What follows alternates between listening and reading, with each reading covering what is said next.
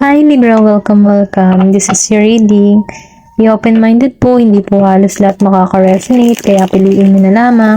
And thank you nga po pala sa mga nag-subscribe at sa mga bumabalik. Welcome po tayo. Give me the message for Libra. Ano po mensahe para sa kanila? Give me the message for Libra. Yan. Start na ako. Gusto nitong lumabas.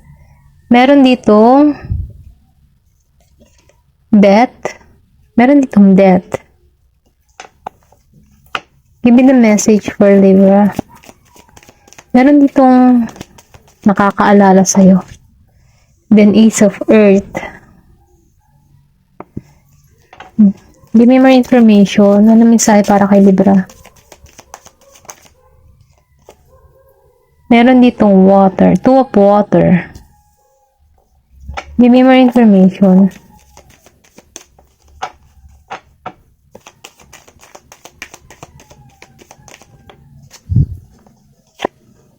Seven of air. Okay. Nakikitaan ko dito na meron ditong new beginning. May bagong simula. Okay. Nafe-feel ko dito, yung iba sa inyo, meron ditong namayapa na mahal nila sa buhay, na kung saan ginagabayan ka pa rin ng tao nito. Ito na nafe-feel ko. Hindi ka nito pinababayaan. Andyan pa rin siya sa'yo, sinusuportahan. Pwedeng kung ikaw man ay biyudo or biyuda, ha. Nandito pa rin yung person mo. Ito na nafe-feel ko. Then, nakikita ko din dito, meron ditong transformation na magaganap, may pagbabagong simula sa'yo. Na kung saan nakikita ko dito na ito yung naghihintay eh. Kung ikaw man yung nagluluksa or nasasaktan ka sa sitwasyon, ginagabayan ka pa rin ng person mo, mahal mo sa buhay dito, okay? Sinasabihan ka dito, no? Baka move on ka na, okay? Kasi meron pang magandang naghihintay sa'yo. Ito rin nafe-feel ko. Kung nahihirapan ka pa rin pakawalan tong tao nito, gusto ng tao nito na maging masaya. Ito rin nakikita ko. Kasi nakikita ko dito may transformation, may bagong naghihintay na maganda para sa'yo, okay? Dito sa part na to, no, hindi halos lahat makaresonate. Kasi nakikita ko dito, new beginning para sa'yo. Dahil lumabas ang Ace of Earth, nafe-feel ko dito, magbubukas ang mga panibagong oportunidad sa'yo. Kumbaga, no, magbubukas ang lahat. Pwede rin sabihin natin sa trabaho, sa love life, or sa mabuting kalusugan. Ito rin nafe-feel ko. Kumbaga, nakikita ko dito ng pagbabago. Meron talagang transformation. Meron ditong malaking pagbabagong magaganap sa'yo. Okay? Confirmation dito. Then, nakikita ko rin dito na magkakaroon ka ng clarity sa mga desisyon na tatahakin mo. Kakaroon ka dito ng matibay na pundasyon na kung saan magiging kang matibay at confident. Ito rin nararamdaman ko. Okay, nakikita ko din dito yung iba sa inyo, handa na ng bagong simula. Kumbaga, no, sumusunod ka na lang sa agos ng buhay. Yung iba naman sa inyo, nagkakaroon na dito ng kalinawan sa mga nangyayari or sa mga experience na nararanasan niya, okay? Then, nakikita ko rin dito, may offer talaga sa'yo, okay? Pwedeng sabihin natin na meron ditong blessing or meron ditong magandang balita na parating sa'yo. Hindi mo naman siya inaasahan. Ito lang nakikita ko, no? Then dito, no, sa Two of Water. Yung iba sa inyo, nafe-feel ko, hindi halos lahat, ha? Dahil lumabas ang Two of Water and Seven of Air upright, then Two of Water reverse. Na-feel ko dito yung iba sa inyo na betray. Merong betrayal na ganap, pwedeng sa kaibigan, sa minamahal. Meron dito sinaktan or sinaksak patalikod. Mga ganun ba?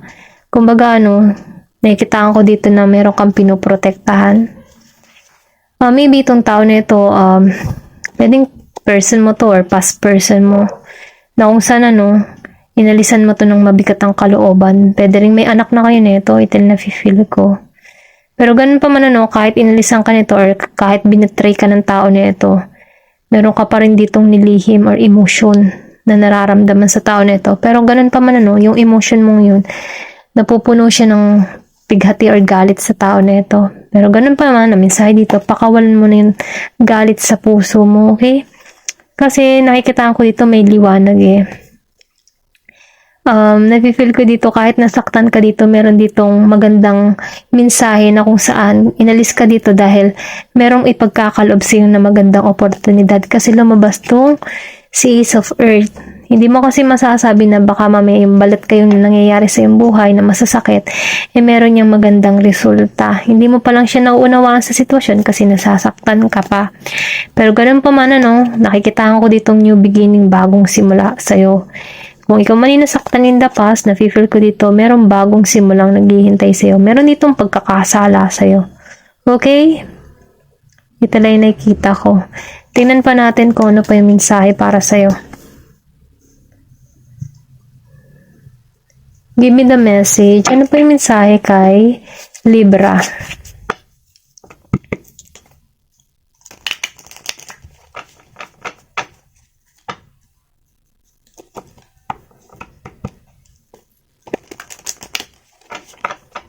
Give me the message. Ano mensahe para sa'yo?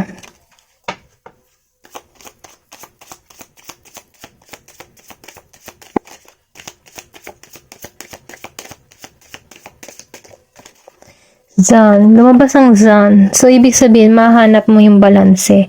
Mapagtatagumpayan mo yung unos ng buhay or ang mga masasakit na experience na nararanasan mo, okay? Mapagtatagumpayan mo yan. Kasi nakikita ko dito nasaktan ka eh. Pero maalisan mo to. Kumbaga kahit umalis ka dito na masakit ang kalooban, nafe-feel ko dito na makakaya mo to, mapagtatagumpayan mo to. Kasi ang pumana lang sa'yo dito panay. Mas masakit kasi kung ang bumuon sa itong espada. Pero pana lang yung bumuon sa'yo, kaya pa. Hindi ka nasuko. Laban lang. Ganon yung energy mo. Kumbaga nafe-feel ko dito, alam mo yung responsibilidad mo. I think meron ka ditong anak, okay? At yun yung dun ka kumukuha ng lakas. Lakas ng loob sa anak mo para bumangon. Ito yung nafe-feel ko. Kahit sugatan ka na, yung kalooban mo, bigat ng kalooban, bumabangon ka pa din. Ganun lang yung energy mo dito. At dahil dun, magtatagumpay ka. Okay? Give me more information. Meron ditong transformation. Di ba? 2 beses, 3 pa nga na transformation. Malaking pagbabago. Kumbaga, sinasabihan ka dito na i-let go mo na yung mga masasakit mong karanasan. Kasi magkaroon ka ng puwang na panibagong room para sa'yo, okay? Kumbaga, hindi ka bilong dun sa mga masasakit na nangyari or naranasan mo kasi merong ipagkakalob sa'yo na dito ka bilong sa ganitong sitwasyon na dasan, tagumpay, okay? Ayan, ito na nafe-feel ko. Transformation, pagbabago. Doon ka sa energy ng divine, feminine energy, okay? Kakaroon ka ng kaliwanagan.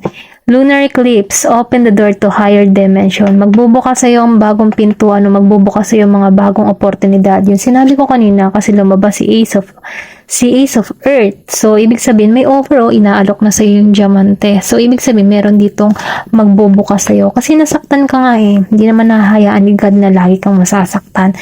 Yung mga yan, pagsubok lang. Pero after nyan, meron yung bagong simula na naghihintay sa'yo dahil lumabas nga ang death.